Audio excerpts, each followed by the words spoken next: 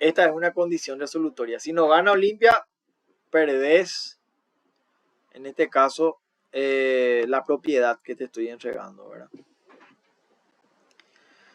Julio es un vendedor de inmuebles y para lograr la venta a un alemán exhibió un título de una finca del distrito de Cacupe con una fotografía supuestamente ubicada sobre la ruta internacional. Sin embargo, el inmueble se encuentra ubicado muy lejos de la ruta en un suburbio. Para convencer al alemán realizó una maniobra dolosa. Para que el dolo pueda producir la anulabilidad del acto jurídico, deberá reunir los siguientes requisitos. Tiene que ser grave, determinante del acto, producir daño importante y no debe existir dolor recíproco.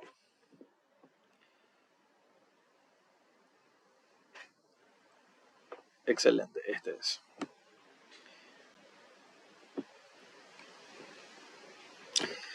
José contrajo matrimonio con una joven de 20 años, estando subsistente un matrimonio anterior de 20 años. El acto de nuestro derecho tiene la característica, dice, que no sea confirmable ni sujeto al régimen de la prescripción. Vea. No, veamos. José contrajo matrimonio con una joven de 20 años, estando subsistente un matrimonio anterior de 20 años.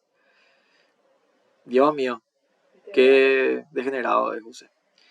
En este acto, en nuestro derecho tiene la característica que no sea confirmable ni sujetos al régimen de la prescripción. No entiendo a qué se refiere.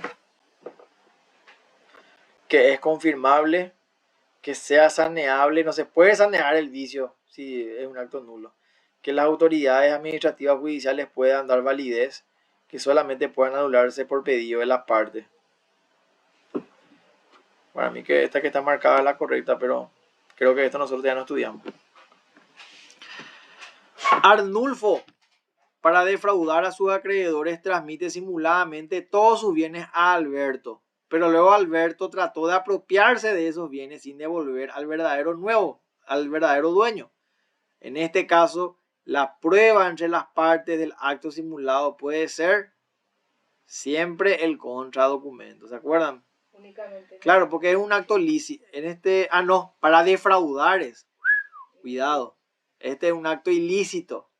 Fraude pauliano. Acá quería defraudar él.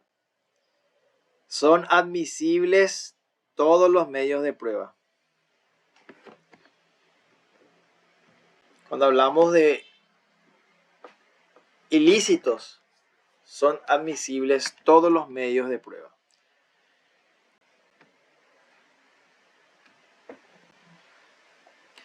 Sebastián compró una camioneta Toyota de la firma Toyotosi a 40 cuotas de $1.500.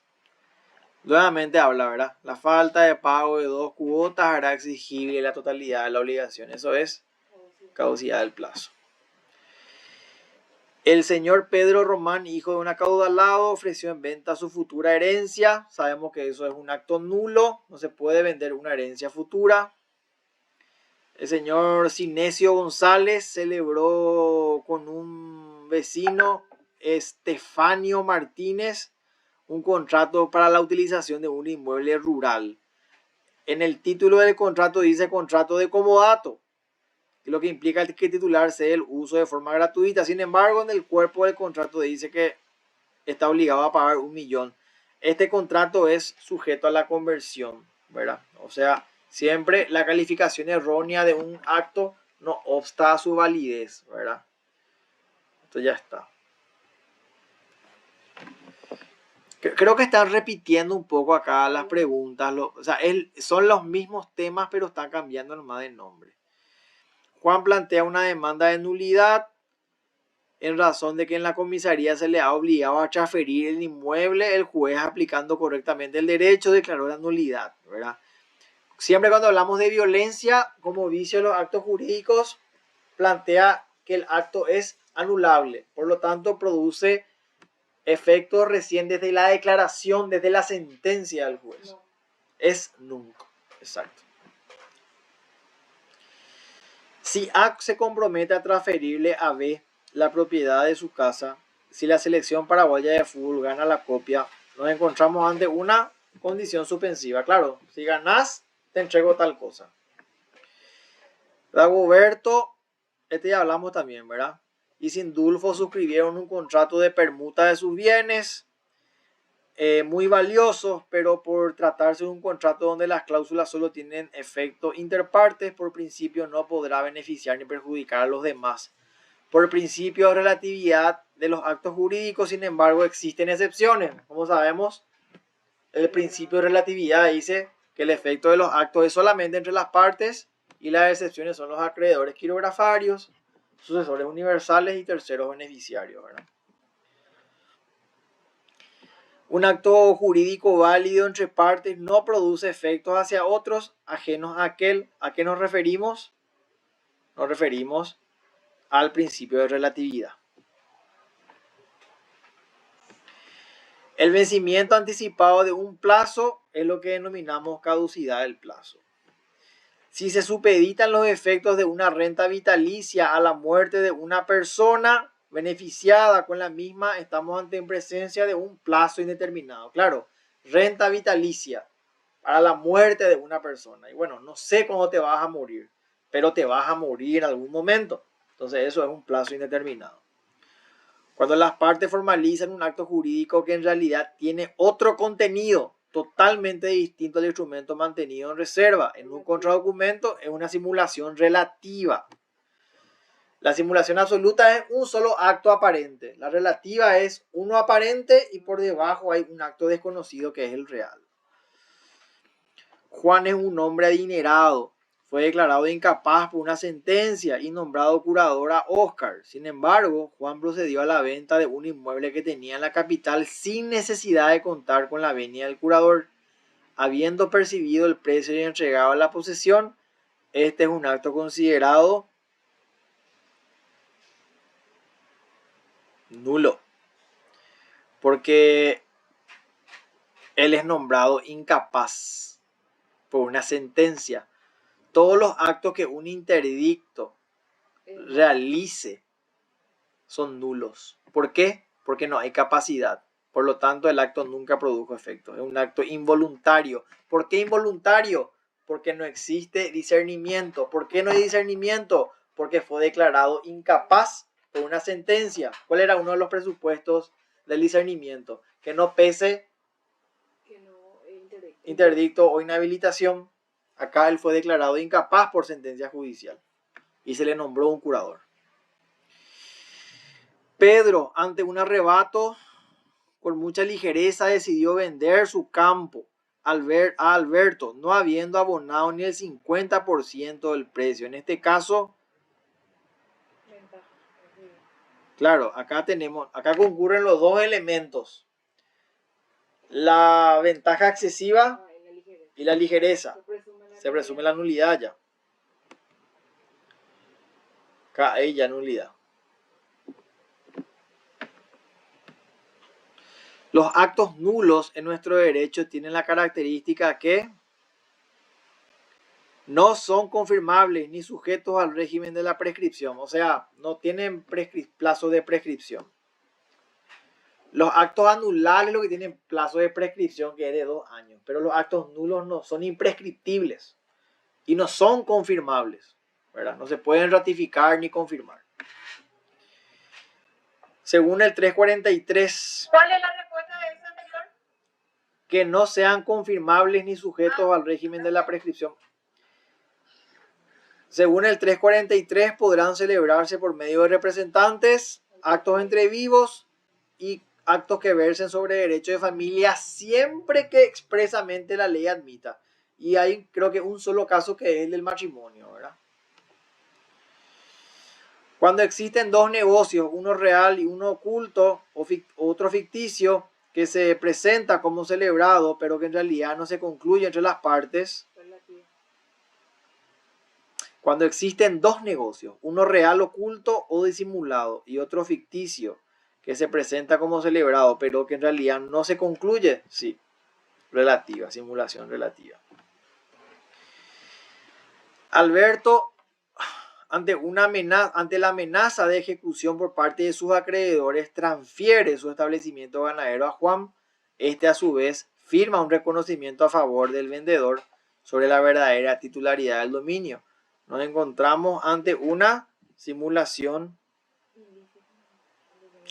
y la verdad que es una simulación relativa. No, porque es fraude. Fraudes. Acuérdate que Alberto, cuando se le iba a ejecutar sus bienes, ¿qué hizo? Transfirió a su amigo, ¿verdad? Para que no le puedan quitar los bienes. Eso es fraude. Ya. ¿Entendés? Listo. Eso es simulación relativa, ¿verdad? Este no es el pauliano. Ese es el fraude pauliano. Claro, Alberto, ante la amenaza de ejecución por parte de sus acreedores, Chedugo ya le iba a quitar su terreno. Transfiere su establecimiento a Juan, que a su vez le firma un reconocimiento, ese es el contradocumento, a favor del vendedor, que es Alberto, sobre la verdadera titularidad. Esa es la simulación relativa. Dice nomás en otras palabras. Entonces es relativa el fraude pauliano. O sea, la simulación relativa no siempre es fraudulenta, ¿verdad? En este caso sí, porque está defraudando a sus acreedores. Pero la simulación relativa no siempre es ilícita, ¿verdad? Si la ley no lo prohíbe, la simulación relativa puede ser lícita también. Ok. Pedro ofreció en venta un inmueble ubicado sobre Santísima a Juan, enviándole la fotografía por internet. Juan, en la creencia de la veracidad del inmueble, cerró el trato y pagó una alta suma. Pero finalmente el inmueble se encontraba en otro lugar. Para la procedencia de la nulidad por dolo, en este caso se requiere que el dolo sea determinante, ¿verdad? Del acto, el daño, no. Dolo incidental, no. Acto grave, causar daño importante. Conducta antijurídica, daño, no. Daño, dolo recíproco, no. Determinante del acto grave y causar daño importante. Sí, esto es. Claro, como le mostró la foto, ese es el dolo que fue determinante para que Juan pueda comprar la casa por internet. O sea, para que pueda cerrar el trato y comprar la casa por una alta suma. Y eso es lo que ocasiona que Juan se decida a cerrar el trato y como fue una alta suma de dinero, le causa un daño importante, ¿verdad? Los cargos impuestos como modalidad de los actos jurídicos. El D, sí. Los cargos impuestos como modalidad de los actos que trae aparejado la pérdida del derecho o pérdida de su ejercicio son impuestos como resolutoria. Sí. Cuando hablamos siempre de lo resolutorio es indicativo de que se extinguen los derechos. Hasta. Claro, te voy a pagar hasta. Juan constituyó una sociedad anónima a fin de incorporar en la misma todo su patrimonio, pero la finalidad real era burlar el derecho hereditario. Eso es fraude a la ley. Su hijo, bueno, es su acreedor, entonces no es fraude pauliano, es un fraude a la ley.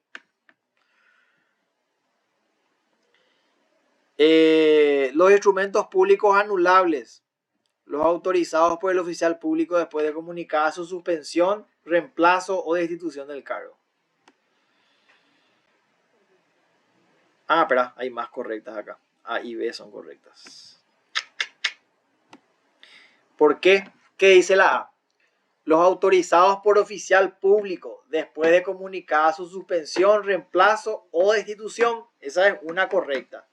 Y la otra dice, los que no reúnen las condiciones prescriptas para la validez del instrumento público. Pero acá dice también, aquellos que el autorizante, su cónyuge o sus parientes dentro del cuarto. Pero la A y la C son correctas acá.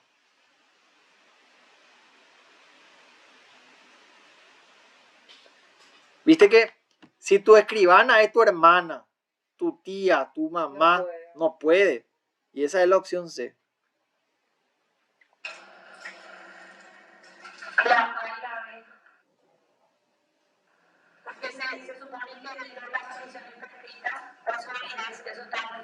Espera. No leímos la pregunta.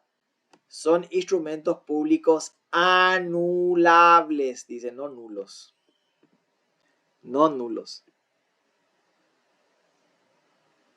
Los que no reúnen las condiciones prescriptas para la validez del instrumento público. Espérame que. Esto es importante. El Sí, pero acá dice anulables.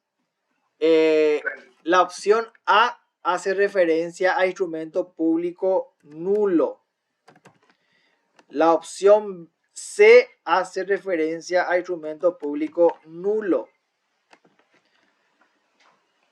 La opción B, los que no reúnen las condiciones prescriptas para la validez del instrumento público. Vamos a mirar un poco ese.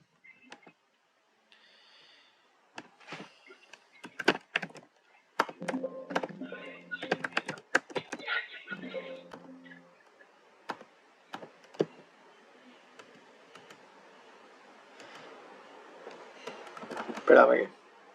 ¿Ese en qué unidad estaba? En el PPT 97. 97. Acá está. Instrumentos públicos nulos y anulables. Causales de anulabilidad. Cuando haya error, dolo, violencia, siempre que tuvieran enmiendas, palabras entre líneas, borraduras, alteraciones no salvadas, son causales de anulabilidad. Entonces, esta es la respuesta correcta en realidad.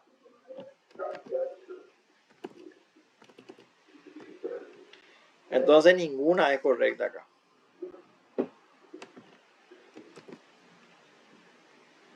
Estas son las causales de anulabilidad. Ninguna de estas está acá. Por eso marco ninguna de las anteriores es correcta.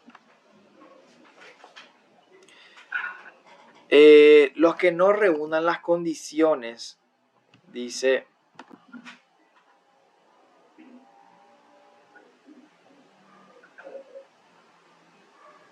sí, estos son todos causales de nulidad.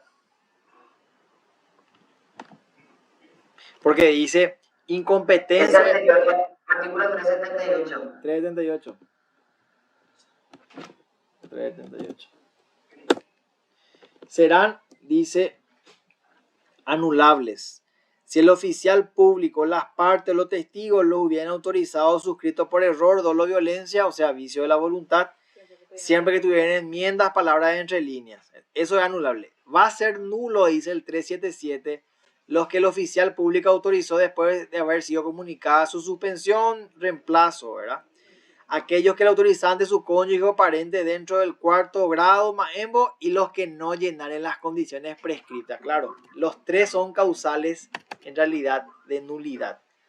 Entonces esto es todito nulo. Toditos estos son causales de que el acto sea nulo. Ninguna es correcta acá. Gracias, doctora. Espectacular. ¿Cuáles son los requisitos que deben darse para hablar de condición como modalidad de los actos jurídicos? Siempre la condición tiene que ser un acontecimiento futuro, incierto, que se haya convenido por las partes de mutuo acuerdo, ¿verdad? Futuro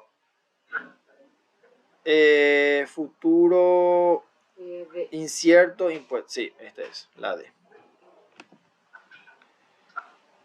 Ahí está. Si A se compromete a transferirle a B la propiedad de su casa, si la selección paraguaya de fútbol gana la Copa Mundial, nos encontramos ante una condición suspensiva. Si gana Paraguay, te entrego mi casa.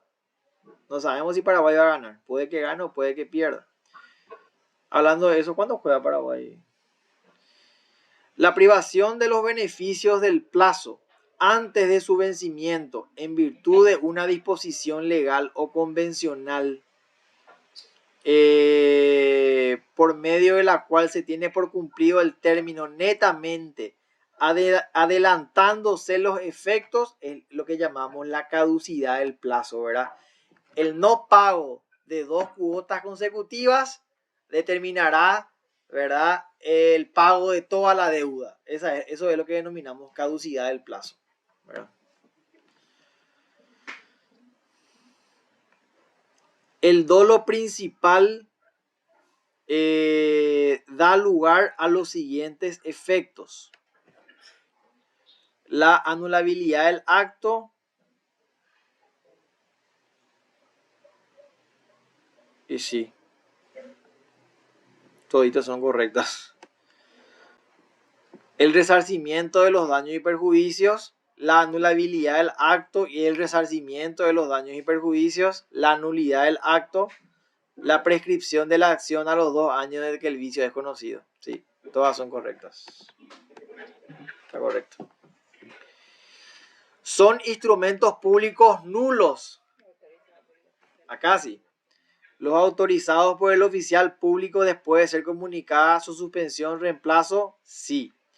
Aquellos que el autorizante, su cónyuge o pariente tuvieran interés, sí. Este que siempre tuvieran enmiendas es anulable. Entonces A y B son correctas. Entonces este es, para tener nomás en cuenta, este es causal de acto nulo. Este es causal de acto nulo. Ahí voy a poner acá para que no confunda. Ahí. Este es causal de acto anulable. Así leímos hace rato en el artículo 370 y algo, ¿verdad? O 400, no me acuerdo. 372, 378. Algo así era. Jesús, Sí. Si un instrumento público es declarado nulo por defectos de forma, no tiene valor alguno. ¿Qué es defecto de forma? El tema de la firma, la fecha, tachadura, eso, ¿verdad? No, no computa los elementos esenciales. exacto. No tiene valor alguno porque se trata de actos nulos que no son susceptibles de confirmación. Son imprescriptibles e incluso el juez debe declarar la nulidad de oficio si el vicio es manifiesto. El efecto de nulidad es retroactivo, es decir, las cosas vuelven al mismo o igual estado en que se hallan antes del acto anulado e impone a las partes la obligación de restituirse mutuamente todo lo que hubieran recibido en virtud de él, como si nunca hubiese existido. Vale como instrumento privado si se encuentra firmado por las partes. No tiene valor alguno, pero el escribano autorizante responde por los daños y perjuicios irrogados a las partes. Vos sabés que la C me está entre la A, la B y la C. Vamos a mirar un poco.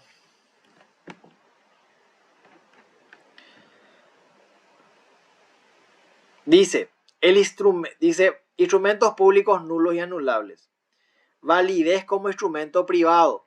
El instrumento autorizado por oficial incompetente o que no tuviere las formas legales valdrá sin embargo como documento privado si lo hubiesen suscrito las partes. Entonces, sí. Esta es una respuesta correcta. Vale como instrumento privado si es que se encuentra firmado por las partes.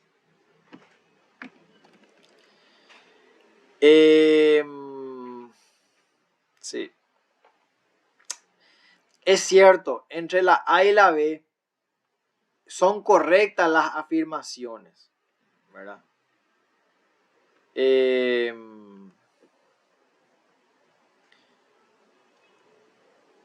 Sí. Lo que no es correcto en la A es que no tiene valor alguno. Sí tiene valor, porque las voluntades valen. Lo que estaba mal en el instrumento público es la formalidad nomás, pero sí tiene valor. Por eso la A no es correcta.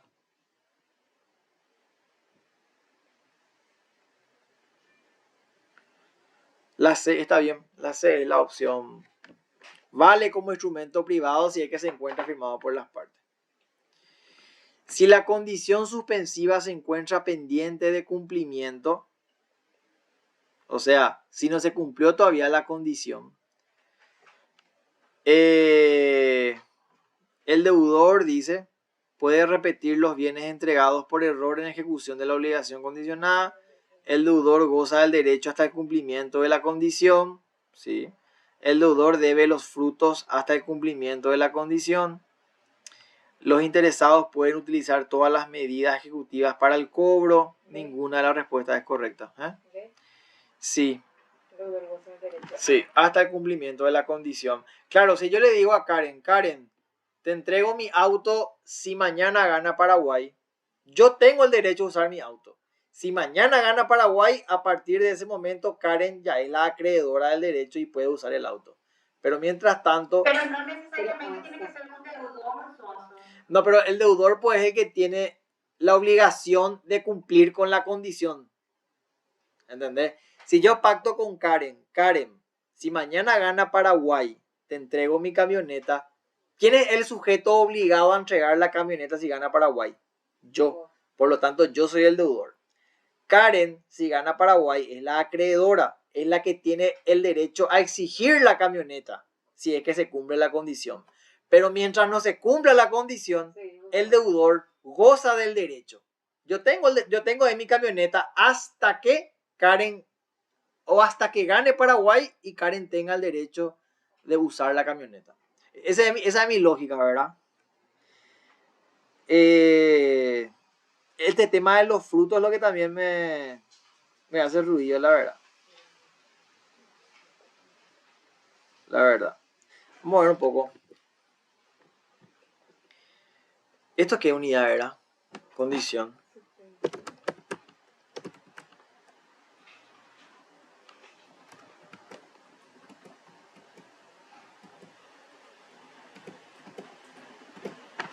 No está acá. 65. Acá está. Vamos a hablar de eso de que está pendiente de condición.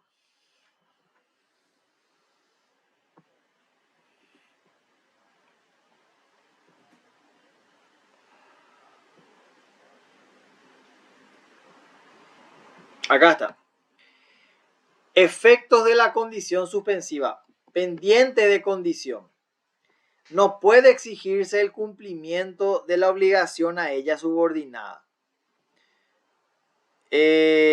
Cumplida la condición, el acto producirá sus efectos propios con retroactividad al momento de su celebración. Además, dice, el que tenga un derecho subordinado a una condición suspensiva podrá exigir, en el caso de realizarse la condición, daños y perjuicios a la otra parte, si ésta, durante el tiempo intermedio de la suspensión, ha destruido o limitado el derecho dependiente de la condición. El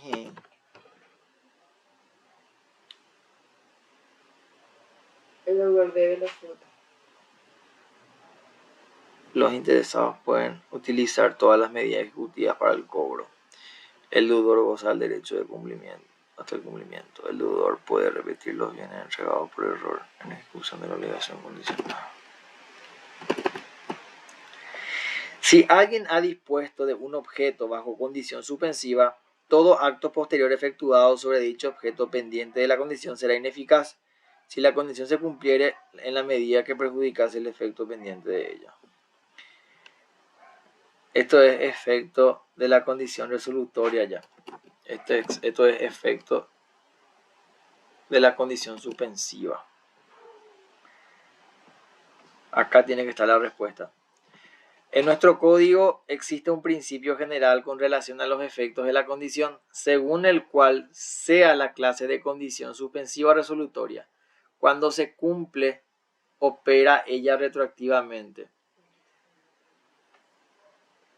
Si está pendiente de condición, no puede exigirse el cumplimiento de la obligación a ella subordinada. Vamos por al 323 a ver qué dice ahí.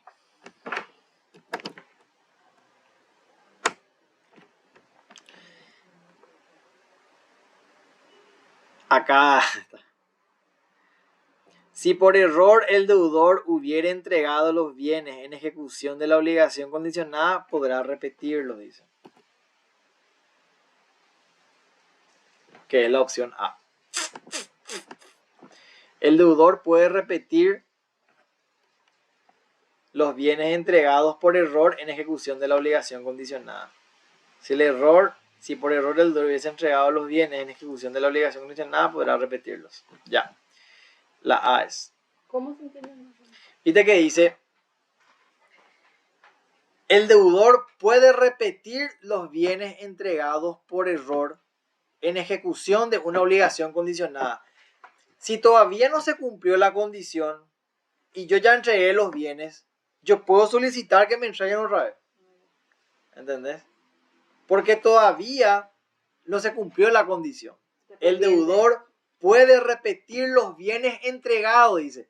Si mañana gana Paraguay, te entrego mi camioneta. Todavía no es mañana y yo ya te entregué la camioneta. El deudor puede repetir los bienes entregados por error en ejecución de la obligación condicionada. Entonces, si yo ya entregué antes que se cumpla la condición, puedo exigir que se me entregue otra vez. Ese es un derecho que tiene el deudor antes de que se cumpla la condición. Artículo 323, párrafo segundo. Vamos a ponerlo acá.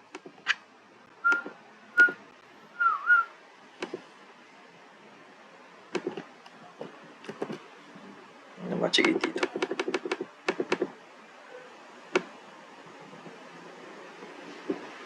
Ay, no. ¿Qué es lo que dice? Espera que. Claro, yo tengo recién la obligación de entregarte a vos cuando se cumple la condición. Mientras no se haya cumplido la condición, yo no tengo ninguna obligación de entregarte nada. Y si te lo entregué, puedo reclamar. Si es que lo entregué por error, ¿verdad? Ahí. Muy bien. Los actos jurídicos podrán celebrarse por medio de representantes. Son los actos jurídicos entre vivos, las disposiciones de última voluntad, no. Solamente los actos jurídicos entre vivos, no. Los actos jurídicos entre vivos, pero en ningún caso los que versen sobre derecho de familia, no. Los actos jurídicos entre vivos y los actos jurídicos que versen sobre derecho de familia, siempre que la ley expresamente admita la representación.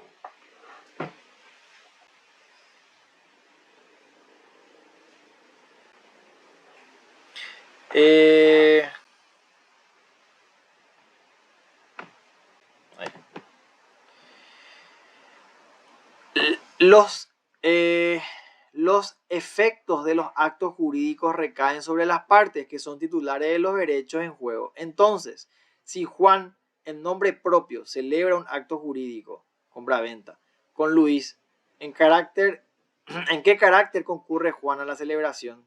En carácter de parte.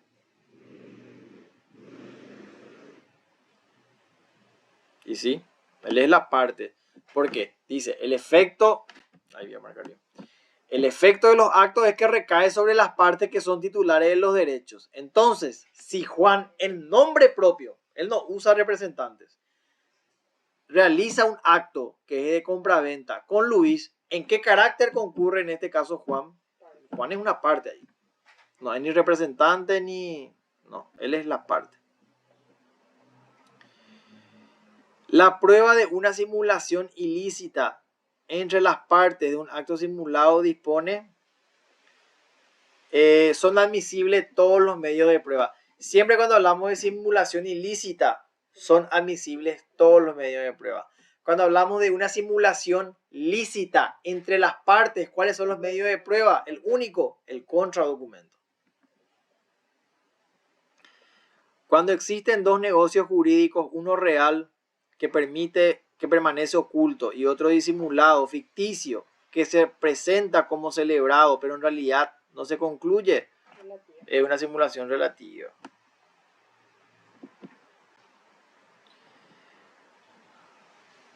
Pedro es un acreedor quirografario de Juan, o sea, Juan le firmó un pagaré a Pedro.